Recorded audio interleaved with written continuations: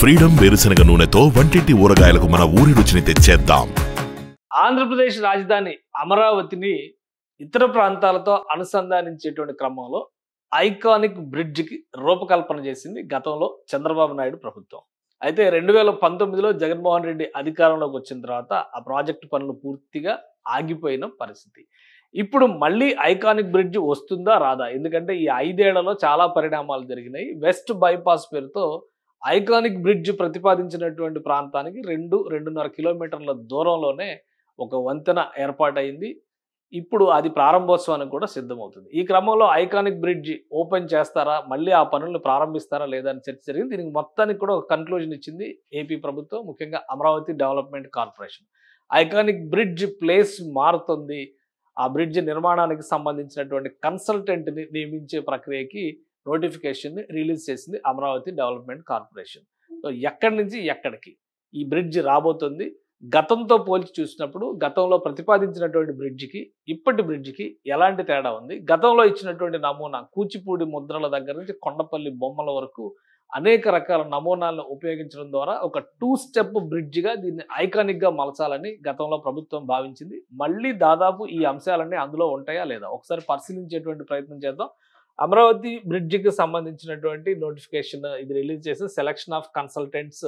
ఈ కన్సల్టెంట్స్ గతంలో చేసినటువంటి బ్రిడ్జికి అయితే ఎల్ఎన్టీని కన్సల్టెంట్గా అపాయింట్ చేసి ఎల్ఎన్టీ ఇచ్చిన డిజైన్స్ని అప్రూవ్ చేశారు. నిర్మాణం కూడా ఎల్ఎన్టీనే మొదలు పెడుతుందని చెప్పని అనుకున్నారు. చివరి నిమిషంలో ఇక్కడ ఆగిపోయినటువంటి పరిస్థితి. ఇప్పుడు మళ్ళీ సెలక్షన్ ఆఫ్ కన్సల్టెంట్ అంటే మళ్ళీ మొదలెట్టాల్సినటువంటి పరిస్థితి వచ్చింది.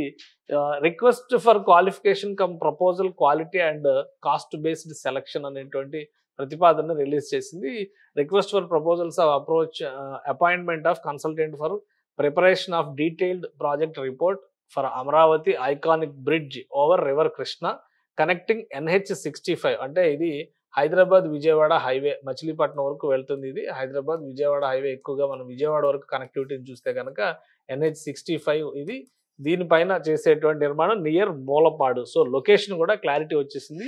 అంటే ఉమ్మడి కృష్ణా జిల్లా ప్రస్తుతం ఎన్టీఆర్ జిల్లాలో ఉన్నటువంటి మూలపాడుది ఇక్కడ సెలెక్ట్ చేశారు. మూలపాడు నుంచి ఈ ఐకానిక్ బ్రిడ్జ్ నిర్మాణానికి సంబంధించిన ప్రణాళిక. అలానే 2N13 రోడ్ అమరావతి క్యాపిటల్. అంటే ఎక్కడ మొదలవుతుంది ఎక్కడ ఎండ్ అవుతుంది ఈ రెండింటికి కూడా ఇందులోనే ఆన్సర్ ఇచ్చేశారు. మూలపాడు నుంచి N13 రోడ్డు అంటే రాయపూడి పరిధిలో వచ్చేటువంటి రోడ్ ఇది. N13 రోడ్ వరకు దీని నిర్మాణం ఉంటుంది. మార్చి నెలలో దీనికి సంబంధించినట్టు అమరావతి డెవలప్మెంట్ కార్పొరేషన్ ఈ నోటిఫికేషన్ని రిలీజ్ చేసింది. ఇక మూలపాడు ఎందుకు సెలెక్ట్ చేశారంటే లొకేషన్ వైజ్గా ఉన్నటువంటిది ఒకటి, అలానే ఈ మధ్య కాలంలో మూలపాడులో క్రికెట్ అకాడమీ ఒకటి పెట్టాలని దాన్ని అమరావతికి అనుసంధానంగా ఈ ప్రాంతంలో అంటే రాయపూడికి అతి సమీపంలోనే అక్కడ స్పోర్ట్స్ సిటీ కూడా రాబోయే రోజుల్లో డెవలప్ అవుతుంది. సో ఈ క్రికెట్ అకాడమీ రాబోతుంది. హైవే మీద ఉన్నటువంటి ప్రాంతం వీటన్నిటిని దృష్టిలో పెట్టుకొని మూలపాడుని ప్రతిపాదించారు. కొత్త ప్రతిపాదన ప్రకారం లొకేషన్ జాగ్రఫీ ఎక్కడ వస్తుంది, ఎలాంటి అవకాశాలు ఉన్నాయి దీనిలో ఇది పరిశీలిద్దాం. ఇది అమరావతికి సంబంధించినటువంటి రోడ్ స్ట్రక్చర్ మ్యాప్. ఇది మొత్తం 38 రహదారులు వస్తున్నాయి. ఇది అందరికీ తెలిసిందే. ఒక రోడ్ గ్రిడ్ నెట్వర్క్ అనేటువంటి మాట ఉపయోగిస్తారు. టోటల్ 38 రహదారులు వస్తున్నాయి. ఇటు ఈస్ట్ వైపు వెళ్లే రహదారులు, ఇటు నార్త్ వైపు వెళ్లే రహదారులు, ఇటు 19, ఇటు 18, ఇటు 18 రహదారులు వస్తున్నాయి సీడాక్సిస్ రోడ్డుతో కలిపి. సో ఇందులో E10 అంటే ఇక్కడ N13కి సంబంధించినటువంటి రహదారి ఇది. ఈ రెడ్ మార్క్ కనిపిస్తుంది N13. దీనికి అనుసంధానించే దిశగా ఐకానిక్ బ్రిడ్జ్ రాబోతుంది. సో ఇది ఆ జాగ్రఫీ పరంగా చూసినప్పుడు N13 రహదారికి సంబంధించి ఒకసారి మనం పరిసర ప్రాంతాలను గమనిద్దాం. ఈ బాక్సెస్ రూపంలో కనిపిస్తున్న ప్రాంతం మొత్తం కూడా ఇప్పుడు ఏవైతే ఐకానిక్ టవర్స్ గా నిర్మాణం జరుగుతున్నాయో వాటికి సంబంధించినటువంటి నిర్మాణ ప్రతిపాదనలు ఇవి. వాటికి అతి సమీపంలో నుంచే ఈ N13 రహదారి వెళ్తుంది.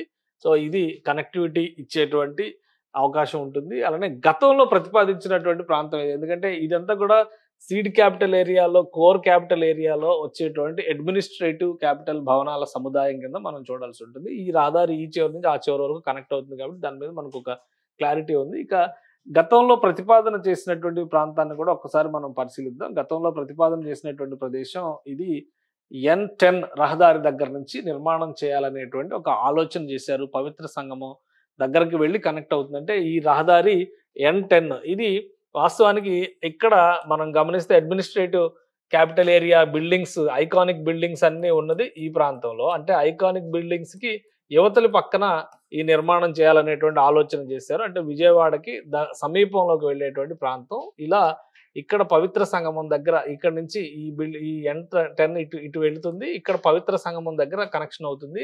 అలా కనెక్ట్ అవ్వడం వల్ల విజయవాడ నగరం నుంచి వచ్చేటువంటి జనం కూడా అమరావతిలోకి రావడానికి అదొక యాక్సెస్ పాయింట్ అవుతుందనేటువంటి ఆలోచన అప్పట్లో రాష్ట్ర ప్రభుత్వం చేసింది. దీనికి సంబంధించినటువంటి డిజైన్ మీరు బాక్స్‌లో ఇందాక చూసినటువంటి వీడియో, ఆ బాక్స్‌లో వేసినటువంటి వీడియో ఏంటంటే ఆ డిజైన్‌ని ఒక తీగల వంతెనగా డిజైన్ చేసి దీనిలో కూడా 5 స్టేజెస్ వంతెన మార్గంలో విజయవాడ నుంచి మొదలయ్యేటువంటి క్రమంలో కేవలం నార్మల్ వంతెన మార్గంగానే కనిపిస్తుంది ఇది. కానీ అమరావతి ప్రాంతానికి వచ్చేసరికి అది ఒక డబుల్ డెక్కర్ వంతెనగా మారుతుంది.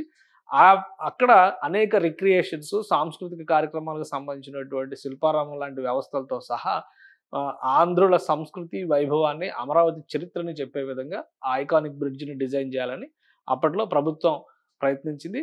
1387 కోట్ల రూపాయల అంచనా వ్యయం వేశారు. పనులు ప్రారంభించారు.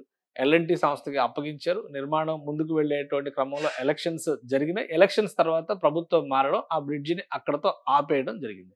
సో అది పాత ఐకానిక్ బ్రిడ్జికి సంబంధించినటువంటి చరిత్ర. పైగా పాత ఐకానిక్ బ్రిడ్జి ఈ రూట్‌ని మనం ఒకసారి గమనించి చూస్తే పవిత్ర సంగమంతో కనెక్ట్ అయ్యేటువంటి ప్రదేశం కాబట్టి పవిత్ర సంగమాన్ని కూడా ఒకసారి పరిశీలిద్దాం డిస్టెన్స్ వైజ్‌గా. ఇది అమరావతి ప్రాంతంలో N10 రహదారికి వచ్చేటువంటి ప్రాంతం. అక్కడి నుంచి చూసినప్పుడు ఇది N10 వచ్చేటువంటి ప్రాంతం. ఇక్కడి నుంచి చూసినప్పుడు పవిత్ర సంగమం ఈ ప్రాంతానికి వస్తుంది. ఇంకొక విషయం ఏంటంటే ఇది మొత్తం 3.2 కిలోమీటర్ల వంతెన అవుతుంది.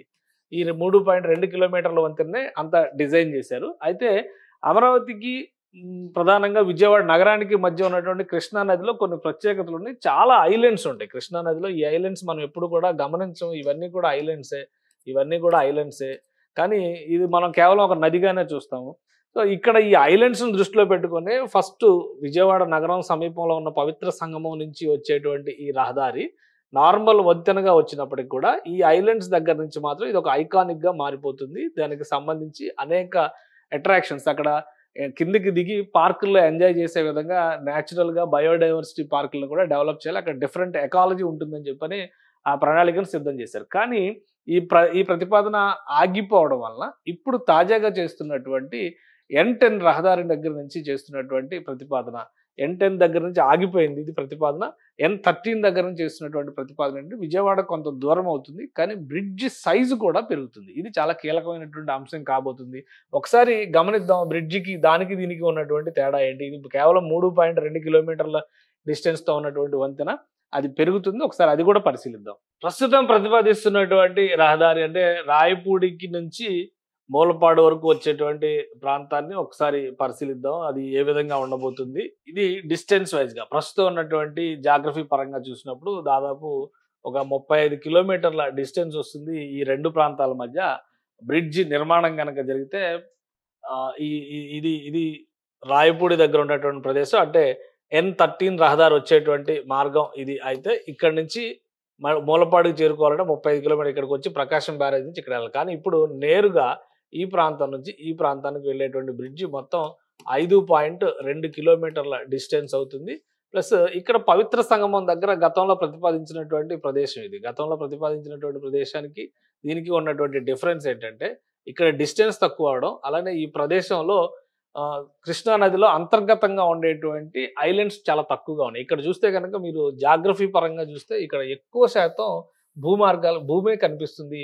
నది విస్తీర్ణం తక్కువ కనిపిస్తుంది. కాబట్టి మరింత ఎక్కువగా ఇక్కడ స్పెషల్ అట్రాక్షన్స్‌ని డిజైన్ చేయడానికి అవకాశం ఉంటుందనేటువంటి ఆలోచన రాష్ట్ర ప్రభుత్వం చేస్తుంది. ఆ క్రమంలోనే ఇక్కడ నుంచి కొటిక్కలపూడి దగ్గర నుంచి వచ్చేటువంటి ప్రాంతంలో ఈ నిర్మాణం చేయాలనేటువంటి ఆలోచనని తెరపైకి తీసుకొచ్చారు. అలానే ఫీజిబిలిటీ సర్వే చేసేటువంటి క్రమంలోనే ఇప్పుడు కన్సల్టెంట్‌ని నియమించే ప్రయత్నాల్లో రాష్ట్ర ప్రభుత్వం ఉంది. అందుకనే అమరావతి డెవలప్మెంట్ కార్పొరేషన్ దీనికి సంబంధించిన ప్రతిపాదన చేసింది. ఇక్కడ మరొక విషయాన్ని కూడా మనం గమనించాలి. ఎందుకంటే వెస్ట్ బైపాస్ వస్తుంది కాబట్టి ఐకానిక్ బ్రిడ్జి లొకేషన్ మారాల్సినటువంటి పరిస్థితి వచ్చింది. మళ్ళీ ఇన్నర్ రింగ్ రోడ్ అంటున్నారు, ఔటర్ రింగ్ రోడ్ అంటున్నారు, రైల్వే లైన్ అంటున్నారు. ఇవన్నీ కూడా ప్రకాశం బ్యారేజ్‌కి ఎగువ ప్రాంతంలో వచ్చేటువంటి ఒక సైడ్ ఎగువలో వస్తాయి, మళ్ళీ రెండో సైడ్ దిగువలో కూడా వస్తాయి. కానీ ఆ ప్రాంతాలతో ఇది ఎక్కడ క్లాష్ అవుతుందో అది కూడా ఒకసారి పరిశీలించేటువంటి ప్రయత్నం చేద్దాం. ఇది టోటల్ రింగ్ రోడ్డుకు సంబంధించినటువంటి ప్రణాళిక. ఇక్కడ క్లియర్‌గా పిక్చర్ మీకు అర్థం కావాలంటే ఇంకొంచెం డీటెయిల్‌గా ఎక్స్‌ప్లెయిన్ చేయాలంటే ఇప్పుడు వెస్ట్ బైపాస్ సూరాయిపాలెం నుంచి వచ్చినటువంటి వెస్ట్ బైపాస్ ఇక్కడ కనెక్ట్ అవడం వలన ఈ పక్కనే ప్లాన్ చేసినటువంటి పవిత్ర సంగమాన్ని ఆపేయాల్సినటువంటి పరిస్థితి వచ్చింది. ఇక్కడ పవిత్ర సంగమం దగ్గరికి ఈ డిస్టెన్స్ లో వస్తుంది. సో ఇది చాలా తక్కువ సమీపంలోనే ఉంటుంది అనేటువంటి ఆలోచన ఉండడం వల్ల దీన్ని ఆపేశారు ఫైనల్ గా.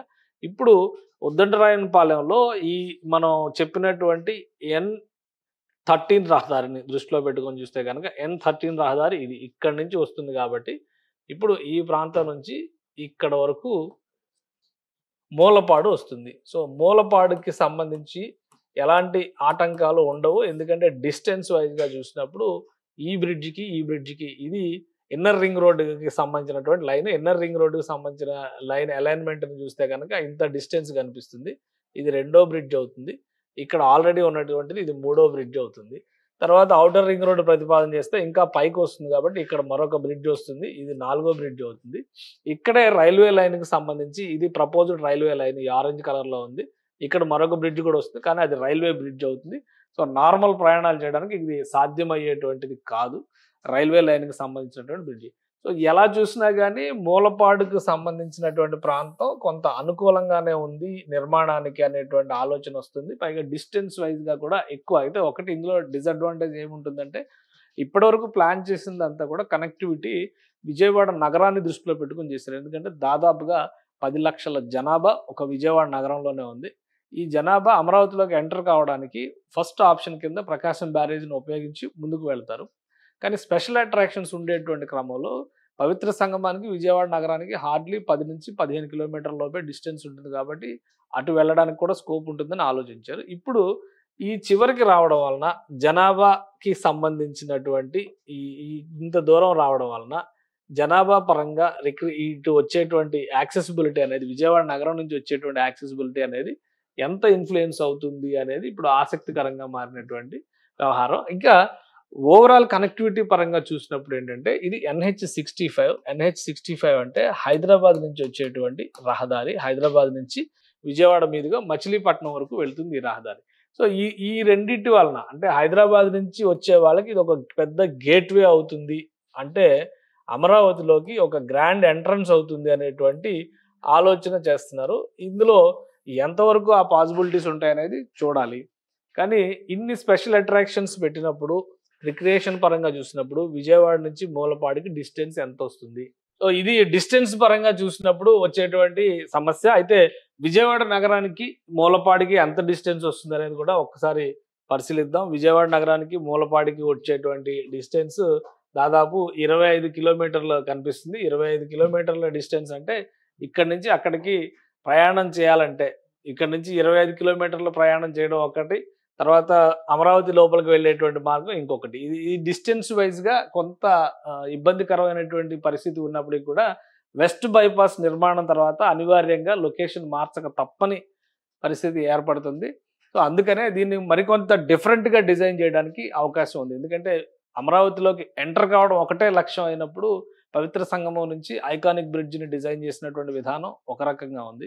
ఇప్పుడు మారినటువంటి ఈక్వేషన్స్ నేపథ్యంలో ఈ లెక్కను కూడా మనం ఒకసారి దృష్టిలో పెట్టుకొని చూడాల్సి ఉంటుంది. ఈ డిస్టెన్స్ వైజ్ గా చూసేటువంటి ప్రాంతంలో విజయవాడ నగరం, ఇక్కడ నుంచి విజయవాడ నగరం ఇదంతా మనం లెక్కేసుకొని చూస్తే ఇక్కడ నుంచి చూసినటువంటి క్రమంలో పవిత్ర సంగమానికి 10-15 కిలోమీటర్లు వస్తున్నాయి అనుకున్నప్పుడు ఇక్కడ మరొక 10 కిలోమీటర్లు యాడ్ అవుతున్నటువంటి పరిస్థితి ఉంది. అందుకనే ఇప్పుడు చేయబోయేటువంటి బ్రిడ్జ్లో మరికొన్ని స్పెషాలిటీస్ ఉంటాయి అనేటువంటిది తెలుస్తున్నటువంటి సమాచారం. ఏ విధంగా డిజైన్ చేస్తారు ఆ బ్రిడ్జికి రీచ్ అయ్యేటువంటి క్రమంలో కూడా, ఎందుకంటే అక్కడ యాక్సెసిబిలిటీ అనేది కూడా చాలా కీలకమైనటువంటి పాయింట్ అవుతుంది కాబట్టి ఈ రెండింటిని ఫీల్డ్ లెవెల్లో సర్వే చేయడము, దానికి కావాల్సినటువంటి మార్పులు చేర్పులు ఇవన్నీ కూడా తీసుకురావడం ద్వారా ఒక సమగ్రమైనటువంటి నివేదిక తయారు చేయాల్సినటువంటి అవసరం ఉంటుంది. అందుకనే ఒక స్పెషలిస్ట్ కన్సల్టెంట్ని అపాయింట్ చేసేటువంటి పనిలో ఏపీ ప్రభుత్వం బిజీగా ఉంది. దానికి సంబంధించినటువంటి నోటిఫికేషన్ ఇచ్చింది. బహుశా 3 నెలల్లో దీనిపైన ఒక సమగ్ర నివేదిక వచ్చేటువంటి అవకాశాలు కనిపిస్తున్నాయి. సుమన్ టీవీలో మీ పర్సనల్ అండ్ బిజినెస్ ప్రమోషన్స్ కోసం కింది నెంబర్కి కాంటాక్ట్ చేయండి.